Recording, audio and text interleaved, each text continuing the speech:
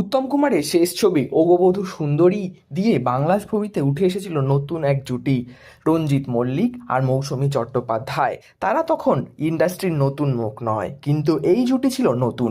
ছবিতে উত্তম কুমারের সহ অভিনেতা রঞ্জিত মল্লিক। উত্তম কুমারের পাশে বেশ ম্লান তিনি, কিন্তু তরুণ প্রজন্মের কাছে জনপ্রিয় হলো রঞ্জিত মৌসুমীর মালবিকা অনামিকা গান। রঞ্জিত মৌসুমীর রসায়ন পর্দায় যত হিট করে, ততই তাদের ব্যক্তিগত সম্পর্কও চর্চার কেন্দ্রবিন্দু হয়ে ওঠে।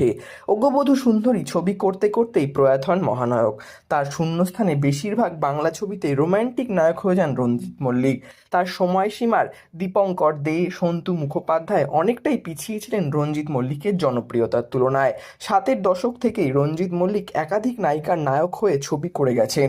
সুচিত্রা সেন, মালা সিনহা, তনুজা থেকে মিঠু মুখার্জি, মহুয়া রায়চৌধুরী, সুমিত্রা মুখোপাধ্যায়ের সঙ্গে জুটি বেঁধেছেন রঞ্জিত মল্লিক।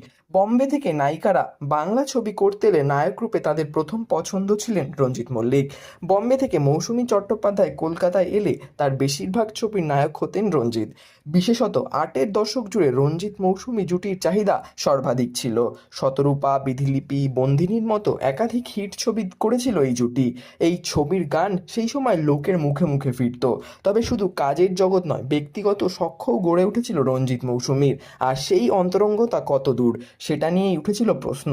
সত্যি কি প্রেম ছিল রঞ্জিত মল্লিক মৌসুমী চট্টোপাধ্যায়ের? অথচ রঞ্জিত মৌসুমী দুজনেই তখন বহুদিন বিবাহিত, রয়েছে তাদের সন্তান। তবু গুঞ্জন উঠল মৌসুমী নাকি বোম্বে থেকে কলকাতায় আসেন রঞ্জিত মল্লিকের সঙ্গে প্রেম করতে।